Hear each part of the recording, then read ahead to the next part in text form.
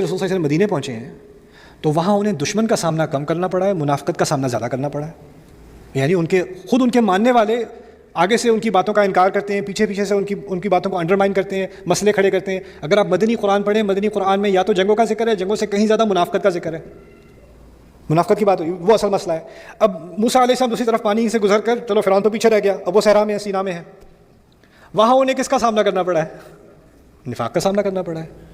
یعنی آپ موسیٰ علیہ السلام کے کیریئر میں دو حصے ہیں، ایک تو فرعون کا سامنا کرنا ہے، فرعون کی مصیبت، دوسری منافقت کی مصیبت. رسول صلی اللہ علیہ وسلم کے مشن میں ایک تو قریش کی مصیبت اور دوسری منافقت کی مصیبت. یعنی جو سیکوینس ہے، جو سیرت بھی ہے، اس میں بھی ایک طرح سے ایک پیرلل ہے. باقی انبیاء کے آپ قصے پڑھیں تو اس میں ایک حصہ ہوتا ہے یا دوسرا ہوتا ہے. یا تو نوح علیہ السلام کے قصے میں جیسے مکے والا دور ہے، نوح علیہ السلام کے قصے میں، صالح علیہ السلام کے قصے میں مکے والا دور ہے، ٹھیک ہے نا.